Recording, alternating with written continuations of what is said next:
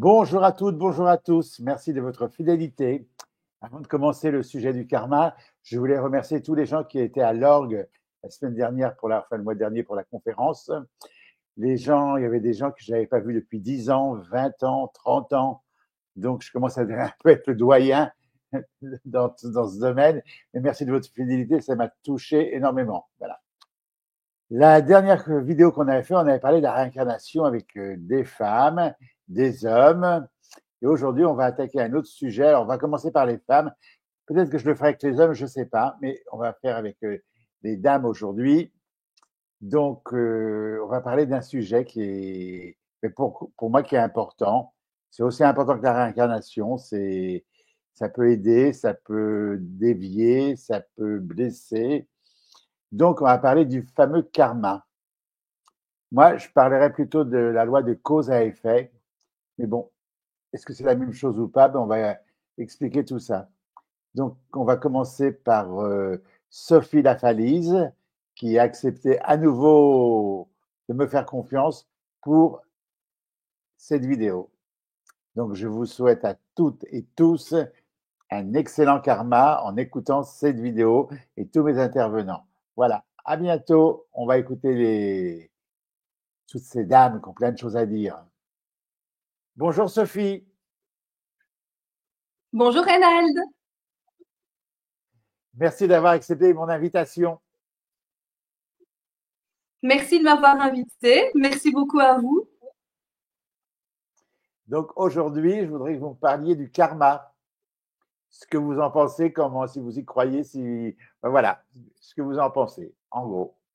Sans prise de tête, le plus simplement possible. D'accord. Ok. En plus, c'est un sujet que j'adore, dont on parle beaucoup et qui est sujet à débat, comme la réincarnation dont on a parlé dans une autre vidéo sur votre chaîne d'ailleurs. Donc merci de me donner encore cette occasion. Alors, je trouve que le mot karma est souvent incompris. Donc pour moi, en tant que médium, le karma, c'est pas une dette qu'on paye, c'est plutôt une dynamique d'âme. C'est comme un fil conducteur entre nos choix passés, nos choix présents et puis ce qu'on est venu intégrer. Pour moi, le karma, c'est vraiment ça. En fait, c'est un langage subtil entre l'âme et la vie et c'est une façon de nous faire évoluer. Donc pour moi, le karma, c'est vraiment un apprentissage. Je trouve que le mot karma, on devrait le remplacer par apprentissage. Et dans les consultations que je fais, on me demande souvent est-ce que ce que je vis, je le mérite? Et ma réponse c'est non.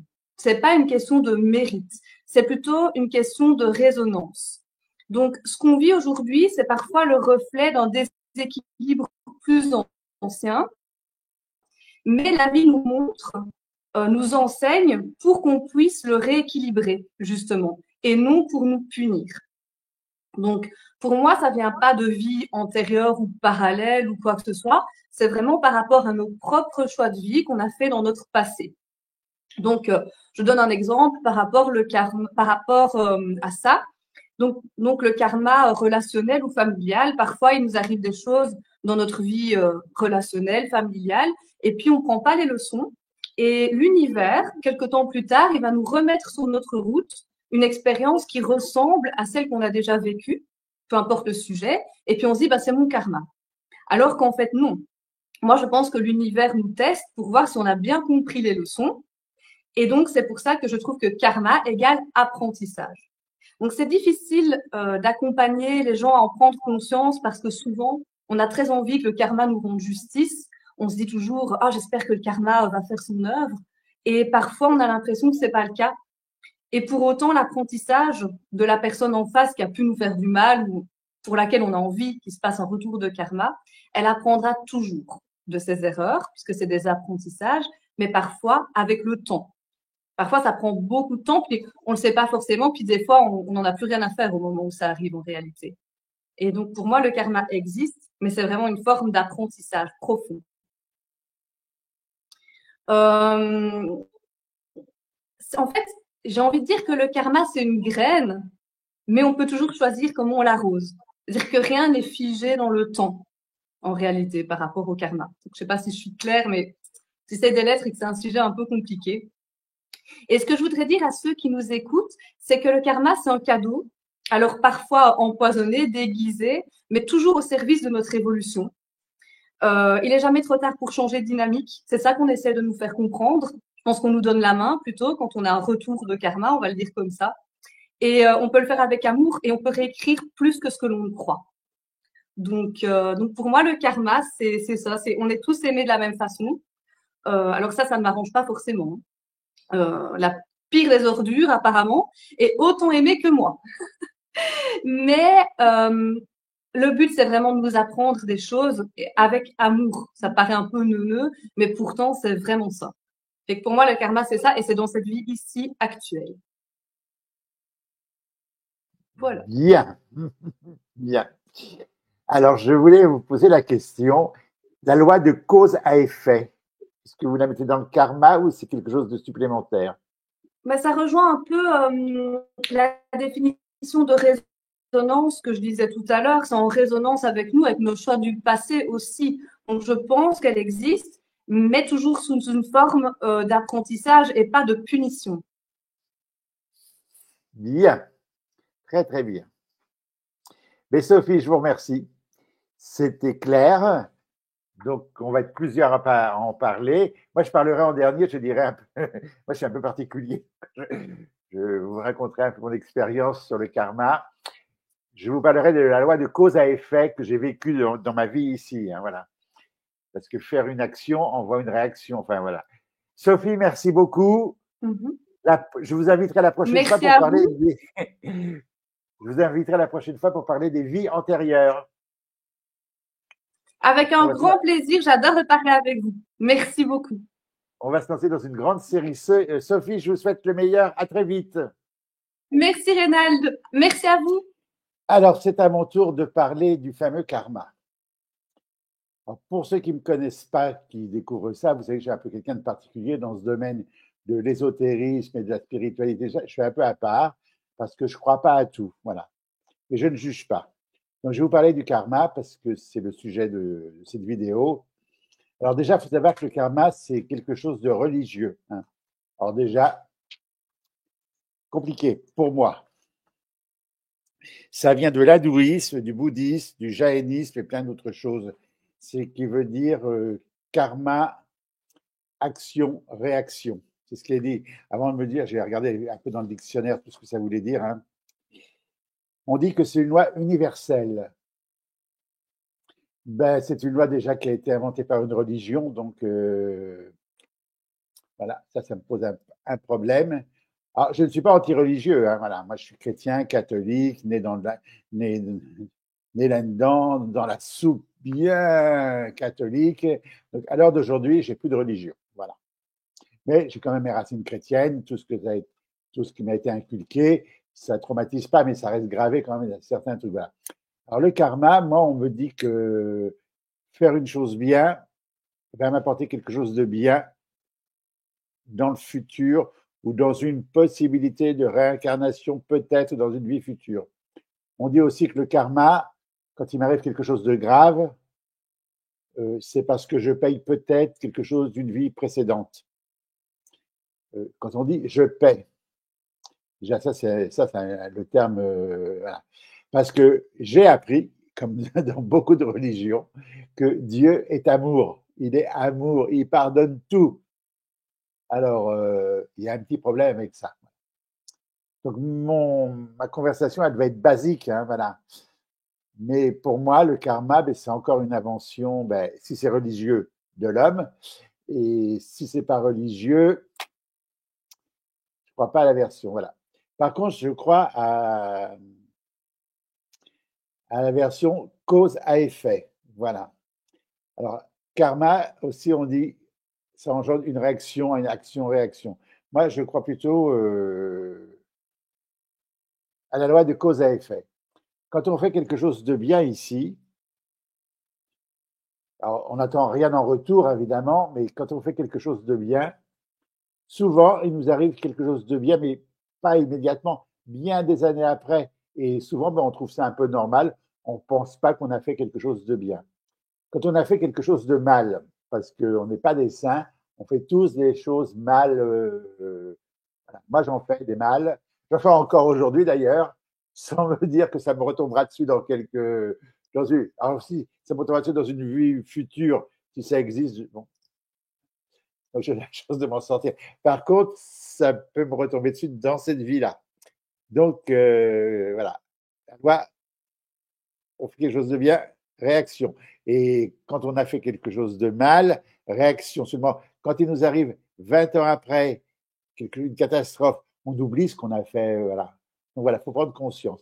Après, il y a le mot à la mode, la démarche spirituelle. On fait du spirituel, on est bien avec tout le monde. Non, moi, je suis pas bien avec tout le monde et je suis pas spirituel. Par contre, j'ai pris conscience d'une chose, c'est que faire le bien aux autres apaisait quand même le mental, apaisait quand même, alors on va dire l'âme, parce que l'âme, bon, tout le monde parle de l'âme, de l'âme. Il y a un mot que je ne supporte pas, c'est quand on dit Rénal Roussel, vous êtes une belle âme. Non, je suis plus Rénal Roussel, voilà, je suis un être humain. C'est mieux d'entendre qu'on est bien que mauvais, mais quand même. Voilà. Voilà. Alors moi, la loi de cause à effet, je l'ai testée, parce qu'au début, mais c'est très vieux, donc il y a prescription, parce qu'avec la loi, vous savez, en France, il y a des lois, là, il y a prescription. Au début où je suis tombé dans le bénitier de la voyance, de la médiumnité, des sciences occultes, des sciences secrètes. Où est-ce que j'allais? Donc j'ai tout testé, mais tout. Et encore, aujourd'hui, je teste plus. Hein. Mais au départ, la curiosité, moi, ça m'intéressait, je testais. Alors la loi de cause à effet. Tu fais quelque chose de bien, on va te rendre un truc bien. Tu fais quelque chose de mal, on va te faire du mal. Tu vas le savoir, quoi. Donc ça me posait un problème.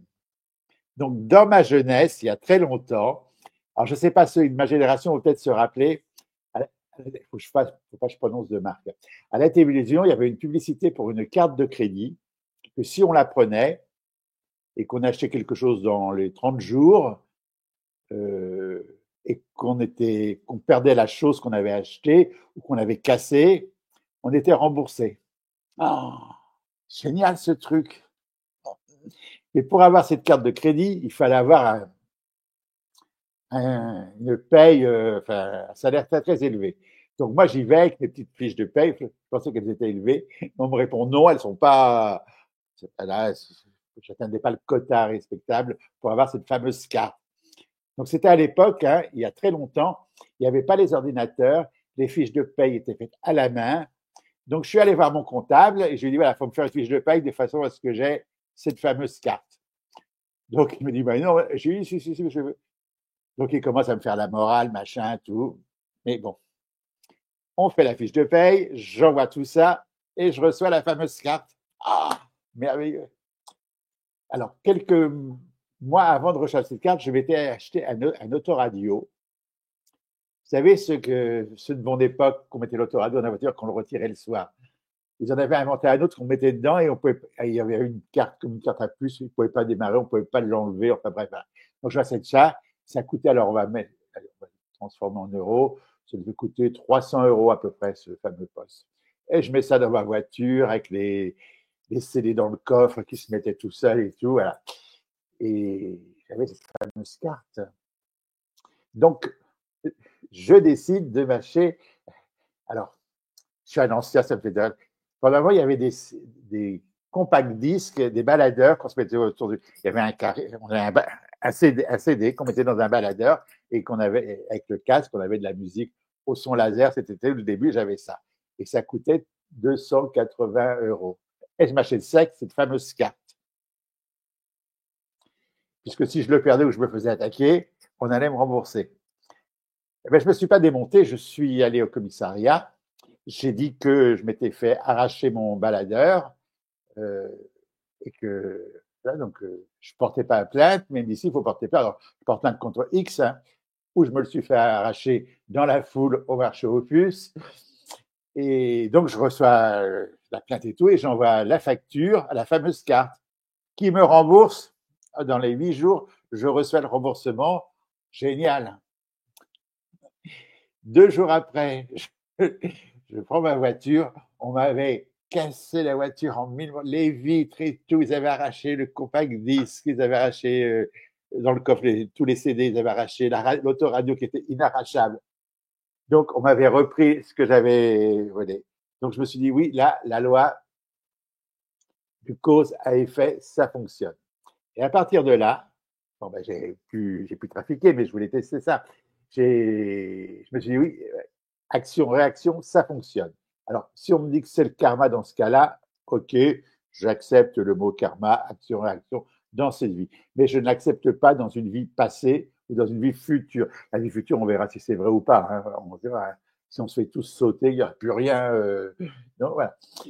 Mais par contre, j'ai vu beaucoup de gens qui étaient un peu embêtés avec leur karma, qui disaient, ah, j'ai un bon karma, parce qu'ils avaient une belle vie. Et puis dès qu'il y avait une catastrophe, ils disaient, ah, j'ai un mauvais karma. Non, la catastrophe, ça fait partie de la vie, et les choses bien de la vie, ça fait partie de la vie. C'est pas parce qu'on a tué quelqu'un dans une vie antérieure, ou qu'on a, je sais pas, fracassé quelqu'un, ou qu'on a aidé quelqu'un normalement, hein, on a pu faire du bien aussi, et qu'aujourd'hui on a une vie difficile. Donc le mot karma, pour moi, c'est un peu du bateau. C'est facile de se dire, ah ben ça, c'est mon karma. Moi, alors, dans cette vie-ci, je trouve que j'ai pas un mauvais karma. Il me plaît pas tout le temps, mais j'ai pas un mauvais karma. Voilà. Voilà en gros ce que je peux vous dire. Donc ça vous avance pas grand-chose, que j'étais en fin de compte. Donc nous allons écouter les autres personnes. Merci de m'avoir écouté et je vous dis à très bientôt et je vous souhaite un très très bon karma. Et maintenant, c'est au tour de mon amie Sandra Maréchal que je vous présente. Bonjour Sandra. Bonjour Reynald. Merci d'avoir accepté cette deuxième invitation. Merci à vous surtout. Donc, on a parlé de la réincarnation. Maintenant, je voudrais qu'on parle du karma. Je vous écoute et je ne vais pas vous interrompre. Oula. Alors, grande question, le karma. Alors déjà, moi, je me suis intéressée à la définition du karma. Alors après, tout le monde peut aller regarder. Hein. Je pense qu'on peut trouver à boire et à manger sur Internet et avoir plusieurs origines, plusieurs sens. Mais de manière générale, le mot karma, ça vient du sanskrit. Le sanskrit qui est une langue qui vient du pays de l'Inde, hein, et donc issu de la religion à l'origine bouddhiste. Alors moi, personnellement, je vais pas parler de religion parce que pour moi, la religion, c'est les hommes qui l'ont faite pour eux en fonction de ce dont ils ont besoin. Mais de manière générale, on se ressemble dans un tout. Chacun a son avis sur ça, mais de manière générale, dans le bouddhisme, il parle que nos actions ont des conséquences et que d'une vie sur l'autre, eh bien, ça se répercute. Voilà, en gros, hein, je schématise. Mais ça me questionne parce qu'en tant que médium, dans ma pratique, alors moi aussi, hein, j'ai fait toute ma scolarité auprès des bonnes sœurs, donc les religions catholiques, chrétiennes. Je ne suis pas pratiquante, mais j'ai une foi dans quelque chose, dans l'autre côté.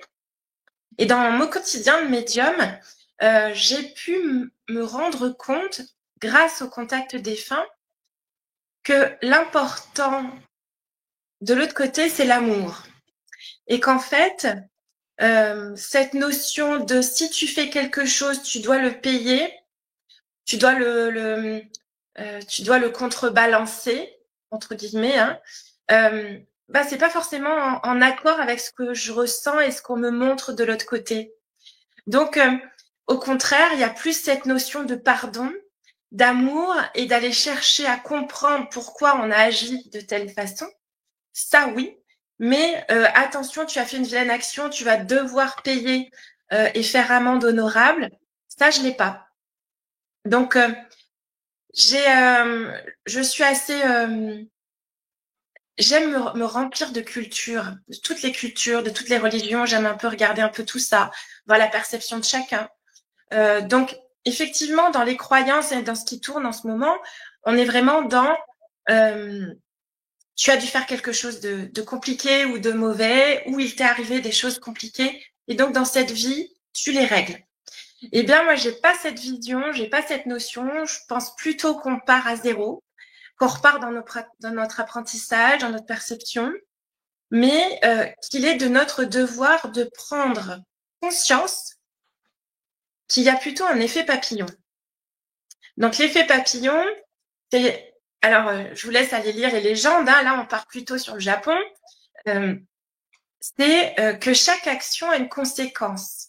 Que si, par exemple, je vais agir d'une telle manière, je vais pouvoir créer des événements qui vont, du coup, rebondir et me revenir. peu ça. Donc, je pense qu'il faut plus prendre conscience dans la notion de karma que chaque action positive va nous emmener dans une voie positive et du coup dans une évolution positive, mais envers nous-mêmes en priorité, et ensuite rebondir un petit peu comme un cercle dans l'eau, ça va faire écho et rebondir autour de nous, plutôt que dans une notion de paiement de quelque chose. Voilà. Je pense qu'on a plus cette notion-là. En tout cas, c'est ce que les défunts me montrent au quotidien. C'est vraiment ce contact avec eux où il y a vraiment toujours des notions de... On a des contacts défunts qui sont très lourds, d'autres qui sont très très beaux et très légers, qui sont remplis d'amour dans leur vie terrestre, et qui sont très simples, très fluides. Malheureusement, moi, dans ma pratique, je pense que de par mon vécu très compliqué, j'attire à moi beaucoup de défunts et de familles qui ont des vécus très compliqués.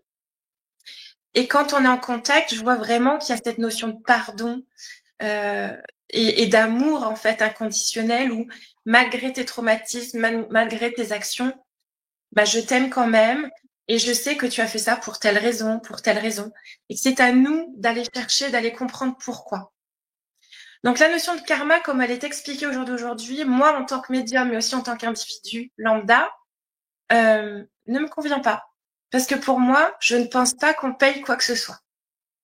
Alors je suis un peu, contrairement au sujet de la réincarnation où j'étais dubitative, sans forcément d'avis tranché, sur la notion de karma, j'ai vraiment une notion tranchée, où pour moi, non, on ne paye rien du tout. Par contre, c'est à nous, dans notre vie d'aujourd'hui, de prendre conscience que nos actions au quotidien ont des conséquences. Et que oui, cette conséquence, on peut la payer maintenant, comme on l'a payée dans 2 mois, dans 2 ans, dans 3 ans. Voilà, peut-être au seuil de notre départ. Voilà, j'ai plus cet effet rebond, en fait, qui pour ma part existe. Mais ça, cette notion-là, parce qu'un petit peu comme tout le monde, avant, je croyais au karma, comme on le définit là. Mais le contact défunt au quotidien, où il nous explique les perceptions, m'a fait complètement changer d'avis, où j'ai vraiment pu accéder à cette béatitude que les défunts nous envoient dans cet amour, dans cette compréhension, malgré des traumas, malgré des choses très lourdes, parfois. Eh bien, ça m'a fait complètement changer de position où je me dis qu'en fait, non, on ne paye rien. C'est nous qui nous faisons payer nous-mêmes parce qu'on ne se pardonne pas certaines actions et en fait, on devrait se les pardonner et dire, bon, ok, j'ai fait une bêtise, demain, je vais essayer de changer mon comportement. Je pense que c'est plus en lien avec une prise de conscience envers nous-mêmes et que quand on est dans cette démarche-là, eh bien, c'est plus facile du coup de pardonner aux autres leur incapacité à être parfois plus juste. Je pense, parce qu'à partir du moment où notre regard envers nous-mêmes commence à être bienveillant, dans le pardon, dans la compréhension de nos blessures, et que quelquefois, on peut pas agir autrement parce que notre histoire de vie fait que, quand on est plus bienveillant envers nous-mêmes, on arrive du coup à être plus bienveillant avec les autres. Et je pense qu'il y a une alchimie qui se crée où c'est plus fluide, plus dans l'amour, dans la bienveillance. Et les événements à venir, même s'ils sont parfois durs, sont plus doux quand même. Voilà. Mon positionnement, c'est à peu près ça. Donc, quand je lis les écrits, parce que là, du coup, j'ai potassé mes dictionnaires, je suis allée chercher dans chaque religion la vision. Si on regarde de manière générale, dans chaque culture ou dans chaque vision, c'est à peu près un thème qui globalement se rejoint, même s'il y a des mots différents, mais ça se rejoint. Et pourtant, dans mon quotidien de médium, je n'adhère pas à ça. Voilà. Donc, moi, je me fie à ce que je ressens, à ce qui me convient. Je suis pas là pour être un gourou et à obliger les gens à croire à ce que je crois. Je suis plutôt dans le partage, dans l'échange. Si une personne en face a besoin de croire qu'elle a besoin de vivre ces événements-là parce que elle a quelque chose à payer, c'est son chemin. Mais en tout cas, voilà, moi, tout ce que je fais, c'est que, et encore hier, en rendez-vous avec un contact défunt, j'ai eu ça. Et comme je commençais à cogiter sur cette interview, c'était assez chouette parce que j'ai vraiment eu un rendez-vous très compliqué ou des choses pas jolies du tout, hein, dans le quotidien, dans la vie qui ne devrait pas exister d'ailleurs. Mais oui, c'est déposer, mais vraiment tellement d'amour, tellement de pardon et tellement de ne t'inquiète pas, ce n'est pas ta faute, ce n'est pas toi, on a vraiment notre libre arbitre en fait. Et c'est ça que je tiens à partager, c'est que nous avons la capacité de décider plein de choses, mais ça demande un travail sur nous-mêmes. Et si je décide d'aller à droite au lieu d'aller à gauche, et ben forcément, ça change un peu les choses. Et si j'agis dans une bienveillance, ben, j'aurai plus de retours bienveillants. Si j'agis forcément avec colère, je vais être dans quelque chose de plus dur. Mais après, il faut pas oublier que il existe des choses qui sont du libre arbitre de tous les autres et tout va s'entremêler et rebondir les uns dans les autres. Ça a fait une propre énergie. Donc voilà. En gros, non. Le karma comme il est défini, ça ne me convient pas. Par contre, il est aussi dit que il y a des conséquences de nos actes. Ça me convient. Parfait, parfait, parfait, parfait. Donc, j'avais 2 questions à vous poser, mais vous avez répondu dans tout l'exposé, donc je ne vous poserai pas les questions. Dans la manière dont j'ai monté la vidéo qui va sortir, moi, je passe avant vous. Oui. Je me suis mis en plein milieu. Mais on se rejoint hein, sur la loi de cause à effet. D'accord. Action, réaction. Voilà. Oui, bah oui. Voilà. Donc, je vous remercie. Alors, la prochaine vidéo que l'on fera ensemble, vous serez invité. J'essaierai de parler des vies antérieures. Oula, oui. Hein, donc, vous pouvez déjà piocher. Ce sera pour le mois de septembre, sûrement, ou octobre. Ce sera la rentrée. Sandra, je vous remercie. Je vous souhaite le meilleur. Et merci à très vite. Au plaisir. Je vous embrasse. Moi aussi. Bonjour Magali. Bonjour Reynald. Merci d'avoir accepté cette deuxième invitation. Avec grand plaisir, avec grand plaisir. C'est que du bonheur. Bon, la première fois, on a parlé de la réincarnation. Oui. C'était passionnant. Alors, je me suis dit que j'allais faire un cycle. Donc, aujourd'hui, on va parler du karma. Très bien. Le mot pareil, karma. Je ne vais pas vous interrompre. Vous allez me dire ce que vous en pensez. Voilà, simplement. Pour donner une idée aux gens. Voilà. Alors, je vous écoute. Merci, Reynald. Eh bien, alors pour moi, le mot karma, c'est pas un mot que j'emploie. Déjà. Alors, bien évidemment, il y a une définition sur le mot karma, mais on peut tous aller voir sur Internet. Ce mot-là, j'y suis allée moi-même en toute honnêteté ce week-end pour aller un petit peu voir cette définition, même si on a connaissance de cette définition. Je me suis dit quand même, je vais aller voir. Et puis, je me suis dit, c'est pas vraiment ce que je veux donner la définition. Peut-être que les collègues l'ont fait précédemment. J'avais plus envie de donner mon avis. Moi, j'ai tendance à ne pas dire le mot karma. J'ai tendance à dire on récolte ce qu'on sème. Ça, c'est ma phrase et c'est mon mot.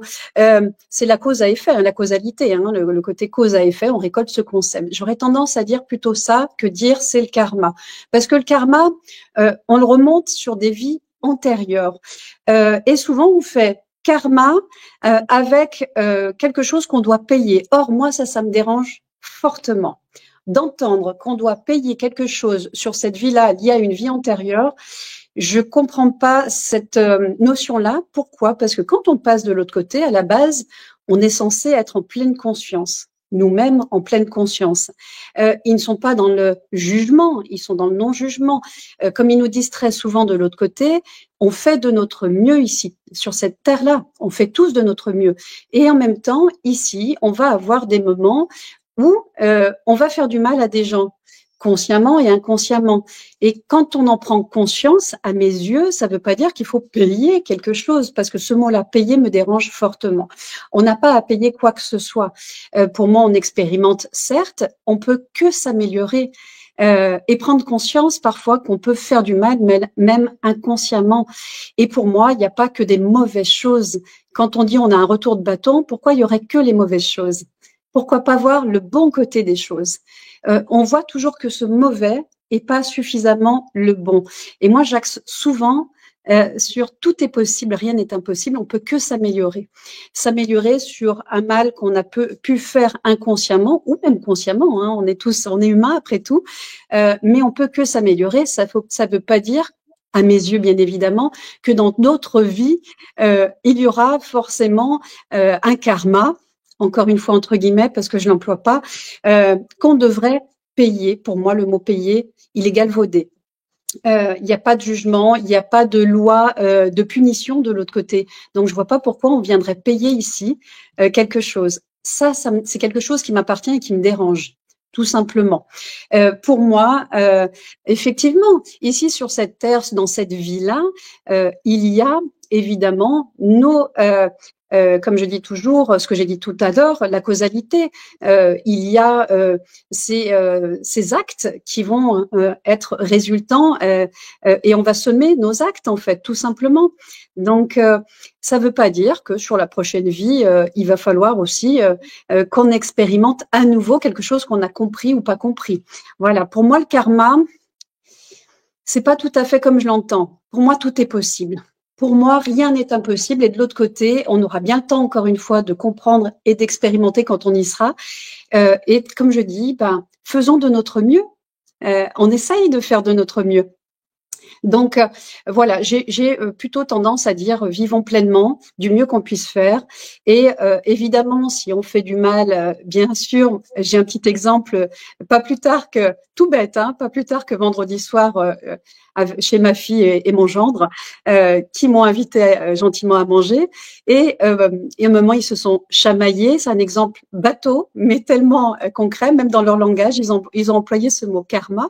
Ils se chamaillaient. Et puis mon beau-fils, je ne sais plus ce qu'il a dit à ma fille, puis derrière il s'est cogné. Et ma fille lui a dit c'est le karma. Bon, même chez les jeunes, ça m'a fait sourire pour le coup. Je me suis dit tiens, petit clin d'œil pour la vidéo.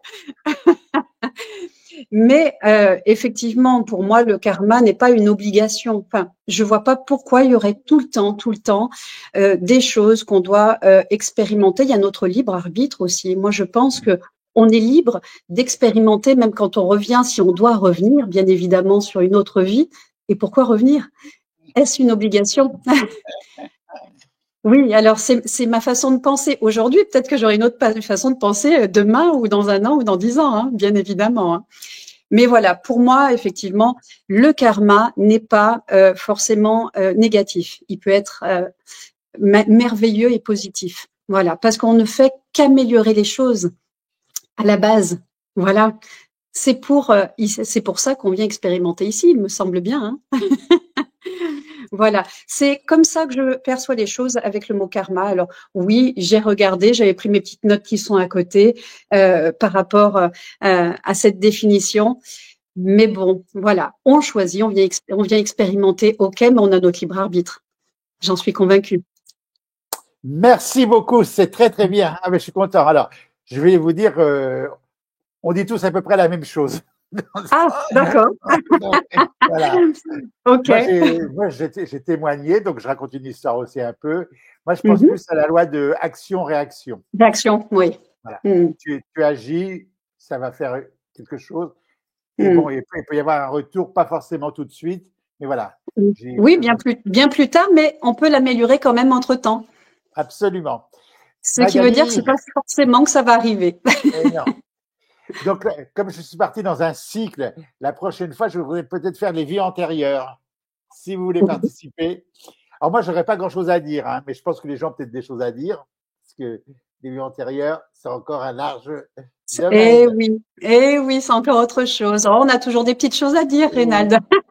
Et puis après, on fera un cycle sur les entités accrochées sur nous. Vous avez entendu parler de ça? Oui, bien évidemment, depuis bien longtemps. Depuis bien longtemps. Il faut remettre un peu les pendules à l'heure. Oui. Les entités accrochées. Sur beaucoup de points, il faut remettre les pendules à l'heure, je pense. Bien évidemment, ça ne veut pas dire qu'on a les vérités, c'est nos vérités comme d'habitude. Hein. Les entités accrochées, ça, on a la vérité. Hein. Oui, alors ça, c'est encore autre chose. Mais ça les arrange bien. Voilà. Magali, je vous remercie beaucoup. Et je Avec grand plaisir, Reynald. Je vous souhaite le meilleur aussi. Au revoir. À bientôt. Au revoir. À bientôt, Reynald. Blah.